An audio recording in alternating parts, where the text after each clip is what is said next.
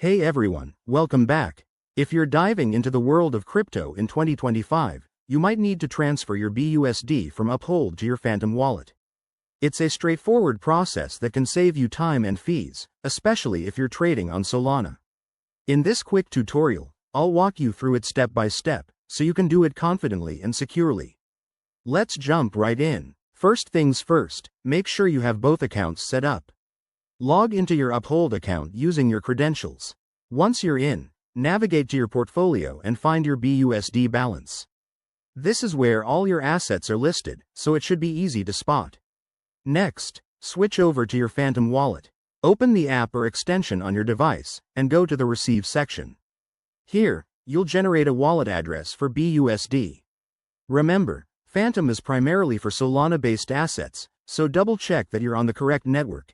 It's usually set by default, but it's crucial to confirm to avoid any errors. Now, head back to Uphold. In your BUSD holdings, look for the Send or Withdraw option. Enter the Phantom wallet address you just copied, and specify the amount of BUSD you want to transfer. Always start with a small amount for your first try to test the waters. Before you hit Confirm, review everything carefully. Check the address, the amount, and any network fees that might apply. They can vary based on blockchain congestion. Once you're sure, go ahead and confirm the transaction. You'll get a confirmation email or notification from Uphold. Sit tight while the transfer processes. Depending on the network, this could take a few minutes to an hour. Once it's done, check your Phantom wallet to see your BUSD arrive.